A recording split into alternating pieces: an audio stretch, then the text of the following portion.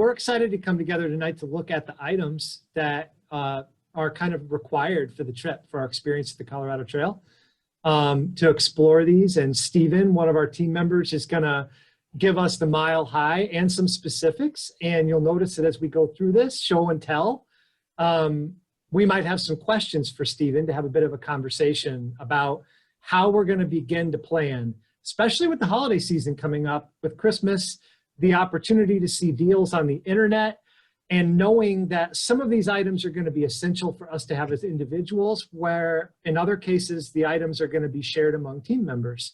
So we're excited to be able to do this so that as we continue to build towards the trip, whether you're just hearing about this trip for the first time or you've already committed to coming, this can be a resource for you and for others. And so we're going to turn it over to Stephen to begin.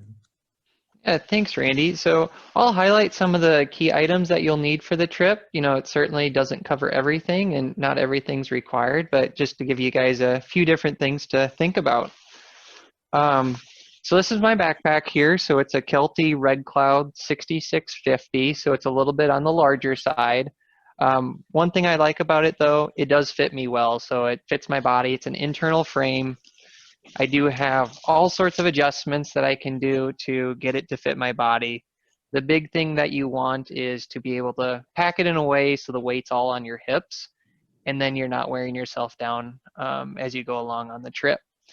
So one reason I really picked this backpack is just the number of pockets that it has.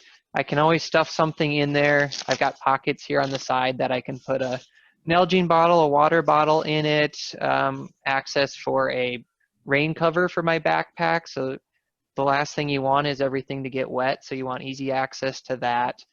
Got a lot of little spots here that I can actually put some carabiners on, clip whatever I want so they don't get lost.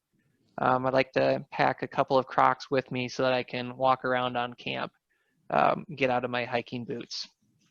So there's a nice pocket here on the bottom that I can store either the tent or my sleeping bag, so I can undo that. Easy access right there, just right on the bottom.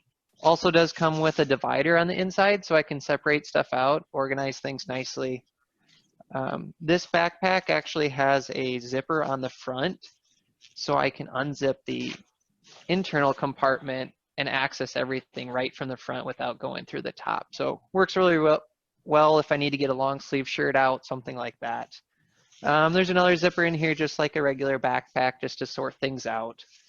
And then also just in the top, there's actually a pouch. So this works really well for me to either put some first aid, medical supplies, things like that in there. Again, just easy access for things, just because you're going to have a lot of different things and you want to be able to get at it as quickly as you can. So that's the main thing as far as the backpack. A lot of flexibility that comes with it, but it allows me to pack just about everything inside the backpack, and I'll usually put my sleeping pad on the outside just to give me more room. I have a question about it. So I'm short. Does that make a difference in how much I can carry or what size my bag should be? No, usually you want to say, you know, probably 30, 35 pounds is usually fairly comfortable. If you get above that, you're going to change. Backpacks do come in various sizes, so small, medium, large. They also do have different ways that on the side here, there's actually Velcro. I can undo the Velcro here and adjust the frame height, so I can get it to adjust to the size. So really, if you get a chance, you know, to get into a store, try it out, see if it fits. REI, Cabela's, some of those main camping stores will actually help you to fit the backpack to your size. You can certainly order online, and then, you know, if you get it doesn't fit, you know, look for options to maybe return it. But certainly there are adjustments as far as height goes. Absolutely.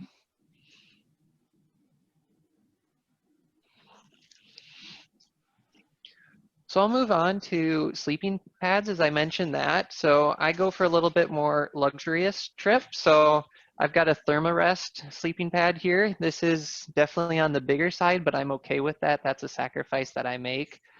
This is a self-inflating closed cell pad. So I just set it up as we set up camp, and by the time I lay down, it's inflated and ready to go. So I can adjust it to the firmness I want. It's about 1.5 to 2 inches thick, so it's very comfortable. So I upgraded to that after several trips. Another option you have is a smaller version of the Thermo-rest pad. Gets much smaller. So this will fit in your backpack. Same thing, it's a little bit thinner, but they're both light, only a couple pounds each. You can do open cell, closed cell, there's many different options for you. When you're out just relaxing around camp, I like to lay it out too, just to sit in the grass, to have something else to sit on or lay on at camp. So that's another reason why I like that. So a couple options, but there's all sorts of options. Again, there's small, medium, large, tall versions as well. So you can fit what works for you. Moving on, I've got my sleeping bag here. So this is a Slumberjack 20-degree sleeping bag. So we'll be going late spring, early summer on this trip. So it can certainly get cold at night in the mountains. I've had ice on my backpack before, so it definitely gets cold. This has done me wonders. So 30 degrees, 20 degrees will usually do you just fine. You can always layer up with an extra long sleeve, something like that. But having a compression sack like this one here will help keep the pack smaller. So you can pack it in just about any spot in your backpack. So a sleeping bag it'll be rated for different temperatures? Correct. Yep. Most sleeping bags, either on the bottom of it when you're looking at them, you can get negative 20, 30 degrees is what you'll want for this trip. The colder you go, the more insulation. So then it's going to be heavier. So certainly a 40, 50 degree sleeping bag will work, but you might get cold at night. You can always layer up, but it will be lighter. So 20, 30 degrees is usually about the range you want for this trip this time of year. Thank you. Next, we'll move on to, I've got a tent here. This is a Cabela's XPS, so it's a 2-man tent. You'll have a tent that you'll probably share with a partner. They do have 2 3-man tents. 2 is usually fine. You can split up the tent and the stakes just to spread that load across people. But yeah, a tent's a tent. Usually you don't want to go cheap on those. That's a good one that you want to stay dry at night. So I actually do have little tarp that I throw underneath it just to add another moisture layer in there so it doesn't get wet, because the last thing you want is to have everything wet and to dry it out. So Yes. So is there a difference when you're looking for a tent between a tent you'd find at Walmart or wherever you prefer shopping and, say, a hiking tent? Is there like something different about that? the big difference is the weight. So when you do a backpacking weight, it's going to be significantly lighter. Sometimes as far as what's underneath, some have a built-in rain fly, some have a removable one. So some of that will matter, and also the space. This one here has a little bit of a vestibule that you can actually put your packs underneath them to keep them wet in case it rains. Putting your backpack cover, your rain cover over your backpack will certainly keep it dry just fine too. So when it comes to space, this one's a 3-season tent, which is really all you need. If you go to a 4-season tent, you do get an extra pole that comes with, which also means extra weight. So 3-season is all you really need. Okay. So Stephen, did you say a 2-man tent or a 3-man tent? Yep, this one is a 2-man. You could get a 3-man. That's something that we'll discuss at further meetings as a group. You can certainly get a 1-person if you feel comfortable that way. But we'll talk about it as a group to figure out what tent options we have. Several on the team might already have tents and we can share. You don't need to purchase one. Okay. Next I'll move into, I do have some hiking sticks. So these come in various sizes. These are on the cheaper option. Nothing too special, but they do extend to various heights, so that's nice. There's times where you might be going up a steep hill. Maybe you want to make them shorter. Maybe you're going down a hill, you want to make them a little bit longer. So you can adjust them on the fly. These do have a little bit of a spring compression in them. So that's nice to take some stress off your hands, but nothing too special about them. There's different tips that you can do on the bottom to help with grip and stuff. But this one's nice. It does have a little compass on the top, so you know which direction you're going, but nothing too fancy when it comes to hiking sticks. But I do recommend at a minimum, 1, 2 certainly helps as well. Mhm. Next, I'll move into just a couple of water options. So the big thing here is you want to have water accessible at all times. So I do have a Camelback that I usually carry with me, and this will go right into my backpack. So that's a liter there, and then I also do carry an Algene bottle with me as well. So a lot of times I'll put like a Kool-Aid packet or just a little bit of flavoring in this so that, you know, it gives me a little taste of something else. So do have that, and then we'll get some pumps. The life straws work really well for you individually, and then we'll also have some group options that we can filter from as well. So We'll need to have life straws or something because we need to filter the water. yeah, a lot of times you might have, you know, it's going to be fresh stream water straight from the mountain, so it's going to be cold, but you do want to make sure all the bacteria and stuff is out of it. So you do want to make sure that you don't get sick from the water. And you also don't know, it could be muddy. Depends on what the water source is. Usually we set up campsites near water so that we don't have to hike too far, but it could be, you know, 7, 8 miles before we get to another water source. You do want to have plenty of water available. Awesome. Just touch base on a few clothing items that I have here. The big thing, I've mentioned this before, is chances are you might get wet, whether it's from rain or just sweat, so you do want things to dry quickly. So I've got a couple of Cabela's long sleeves. These are really light, almost like a fishing gear. So it dries, it's long sleeve, it can roll up. So I've got that along with a pair of pants. These are zip off pants, so I can convert them to shorts really easy. And then just to tuck away the part that I don't need. I usually figure about 1 pair of clothes for every 2 to 3 days of the trip. So you're going to reuse it. The more clothes you bring, it's the more weight that you carry. So I have 2 pairs of those, and then I swap them out after a couple days. I also like to bring a fleece jacket with me just for those cold days, or first thing in the morning, I'll put that on to stay warm and add some layers. I advise against cotton shirts just because they take longer to dry. So getting something of a mixed material that will dry quickly usually works well. And then I also have just a hat to cover my ears. Will be closer to the sun, so I like to keep protected that way and just keep my head cool. Speaking of cool, I do have a little towel that I like to bring, just a little moisture. I can dip this in the cold water. It helps me stay cool, put it around my neck, put it over my head in case I get too hot or something like that. So temperature in June and July can vary greatly. So Definitely. Last item I have here as far as clothing goes is just my raincoat. So do have a nice heavy duty raincoat. You don't want a cheap poncho that will not keep you dry and most likely will tear. But this is a full-size 2-piece body raincoat, so I'll put that on. So again, that's probably not something you want to really go cheap on, but you don't need to go overly expensive on it either. So, but you do want to stay dry, so keep that in mind.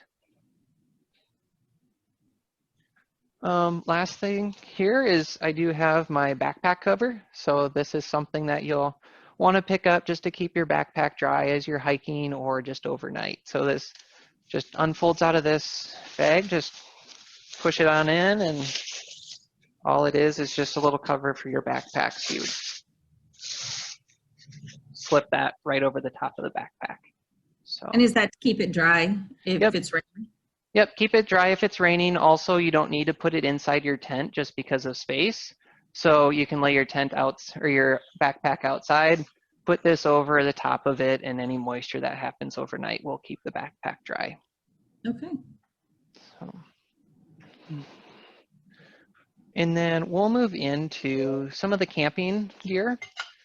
So just real quick, we do have a few different camp stoves for the team. So we've got little fuel canisters, and then I also do have a little stove here that we'll be able to use. So I can put a pot on this. So this is a nice backpacking one, small in size.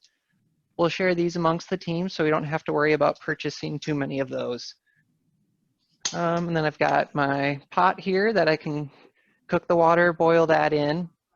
So we'll have a few of those amongst the team. You'll want something to eat from. So you could do just a simple metal plate if you wanted to. It's very firm, that works well. A little bit on the heavier side.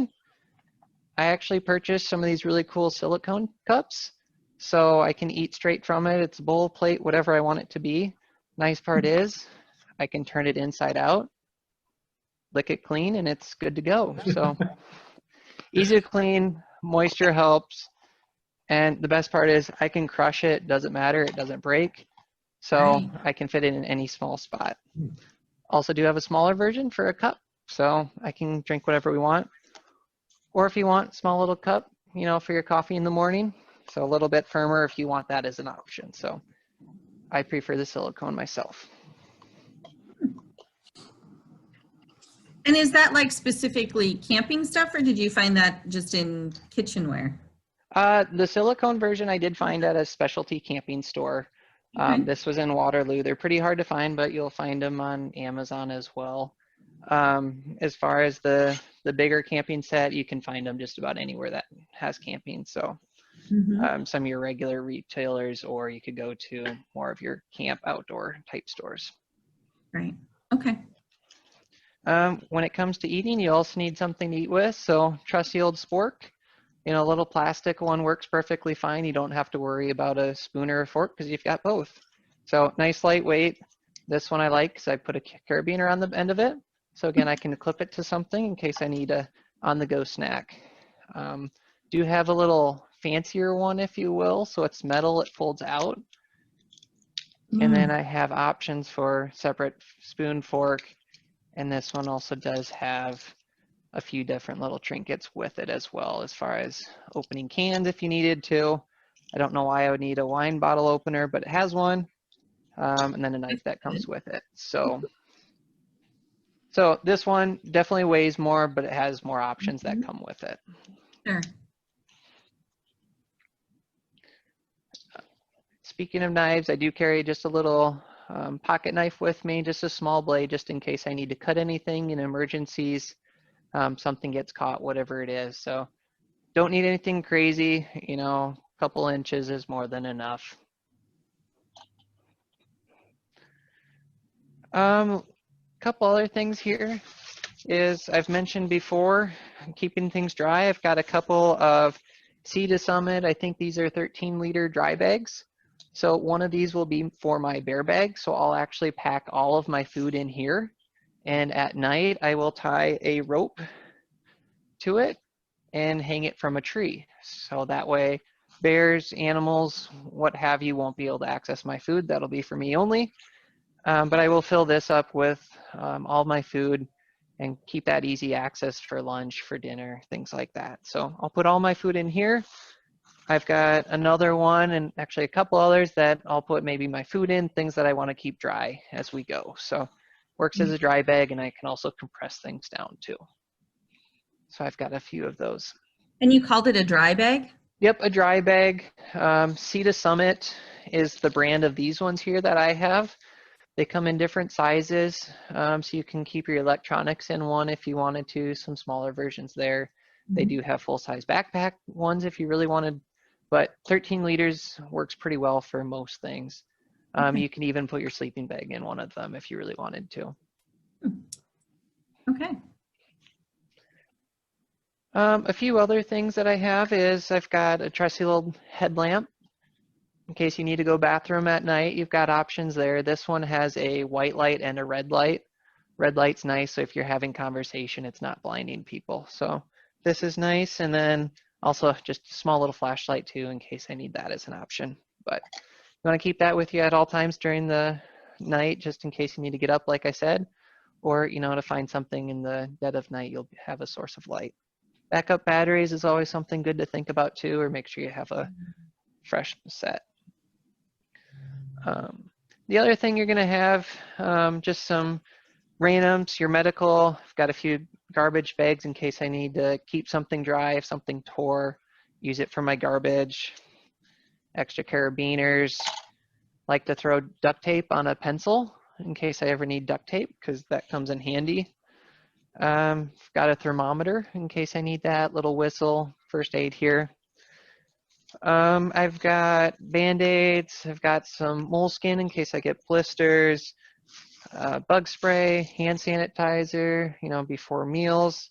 You've got some Gold Bond in case you need anything there, sunscreen, bunch of different first aid type things. Toilet paper, can't forget about toilet paper in case you need to go. You'll notice I have a lot of things in Ziploc bags. Helps keep it dry, also helps keep things organized as well. So I like to package things together. And then I also have a microfiber cloth here. I use this for, you know, doing a quick wipe down as a mini shower as you go throughout the trip. Wash your hands, things like that. So use that. But outside of that, I think I've covered most things on the list as far as some of the essentials. You can certainly look at bringing some optional things such as a camera. You want to make sure that, again, stays dry. Stocking cap, it might get cold. Maybe you need a pair of gloves, things like that as well. Sunglasses, always good to have a pair of sunglasses. And then the last thing I'll touch on as far as shoes, you want to make sure you have some good hiking boots. Usually you want support on your ankles. So that's something you don't necessarily want to go cheap on. And then I also mentioned I do bring a pair of Crocs with me to walk around camp, but we might have to cross a couple of rivers or streams, so you don't want to get your boots soaking wet, so you can switch over to those. So in case you're doing stream crossings, you might want to make sure that it's a closed-toed sandal, not an open toe. But don't need anything too fancy for those. Just something comfortable to relax in at night and you know, tell good stories and have a fun trip. So Fabulous. Stephen, I could think of something right off the bat. You just mentioned shoes and good shoes, hiking boots. Would you recommend at this point, you know, being on the hunt for those now and beginning to break them in?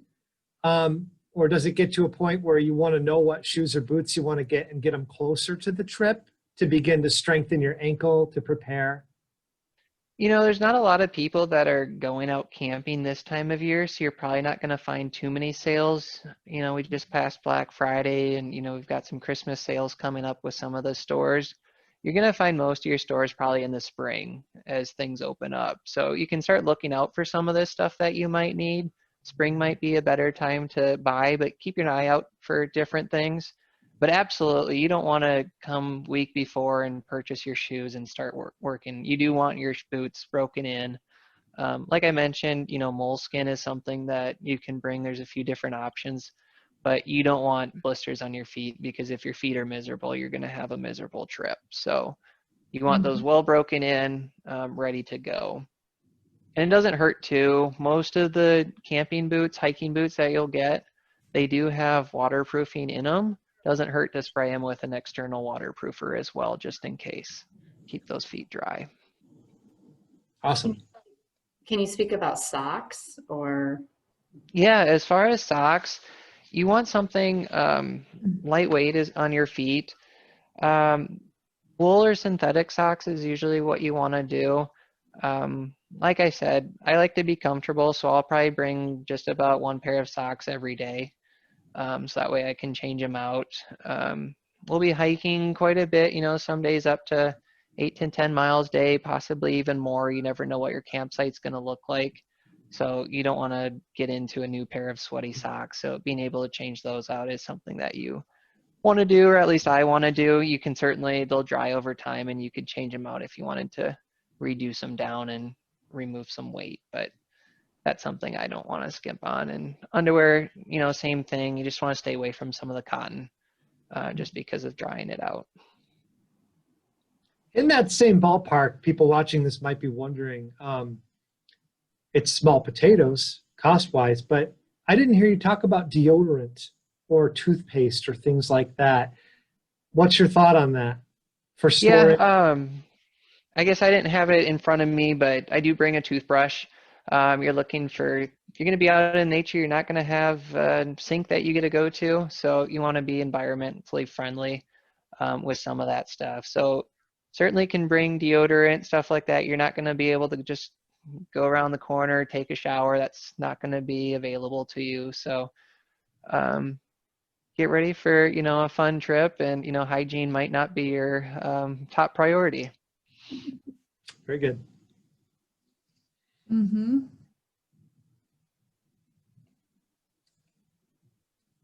Any other questions? Kurt, any thoughts? Because I know that you yourself have gone backpacking and hiking. So are there any things that you would add? No, I think Stephen covered it very thoroughly. Okay. Yeah, I mean, there's going to be some downtime on the trip in the evenings and stuff too. So deck of cards, musical instruments, things that, are small enough, a book to read, a Bible, whatever it might be. Feel free to bring some of that stuff. It is added weight, but you're going to have that downtime, and, enjoy the time that you're out in nature because it's a beautiful environment. So enjoy it. Definitely. It's good thinking about that downtime too, that we think of Absolutely. something, maybe as a group think of some things that we would enjoy having to do together. Yeah, little prayer books are nice to take along. Mm-hmm. Definitely. Something to maybe ponder as we watch this later on, or as others watch this, would be, you had a lot of good first aid stuff along. Yeah. And we're also talking about how the team might be able to share some of the equipment. You made mention of that several times. And so this is just a reminder that when we gather for meetings via Zoom or in person as spring gets on, that we'll actually concentrate at each of our meetings on several of these areas. We'll have one meeting that is focused on first aid. We'll have another meeting that's focused on, food, for instance, and what kind of food you think you're going to enjoy on the trip, which will impact what kind of food that you purchase to bring along with. So I guess it's just my way of saying some of it's a preview tonight, right? And we're going to get into the nitty gritty when we get together as time goes on. Does anybody else have any other comments or questions?